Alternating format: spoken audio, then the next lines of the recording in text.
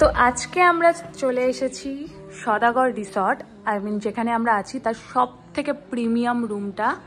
Just look at this, কত সুন্দর। এইটা হচ্ছে ডাইনিং এরিয়া কাইন্ড অফ একটা পার্ট। এখানে রয়েছে সোফা, বসার একটা ডাইনিং টেবিল, যেটা একটা ফ্যামিলি বসতে পারবে, 4 জন আছে। সাথে রয়েছে TV, fridge, micro oven and basin all. আর এই দিকে দেখো, এখানটায় রয়েছে একটা ব্যালকনি, যেখান থেকে তোমরা গোটা রিসর্টের ভিউটা সুন্দর পেয়ে যাবে। এত সুন্দর সুইমিং পুল আর এই কটেজগুলো সমস্তটার ভিউ পাবে। এরপরে আসি মেন সেগমেন্টটা, মানে মেন রুমটা। এটা হচ্ছে বেডরুম।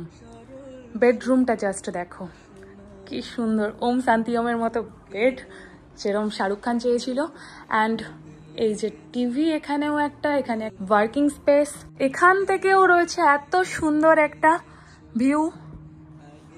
আর এইদিকে এই চেয়ারটা, ওয়াও কি প্রিমিয়াম দেখো। আর সব থেকে বেস্ট, এই বেডরুম থেকে বাথটাব, এখান থেকে বাথটাবের ভিউ পাওয়া যাবে। এটা যেমন সুন্দর, এটা অনেকের কাছে আবার একটা প্রবলেমের কারণও হতে পারে। তো তার জন্য এখানে এইটা রয়েছে, হ্যাঁ, এইটা দিয়ে এটাকে টেনে দেওয়া যাবে।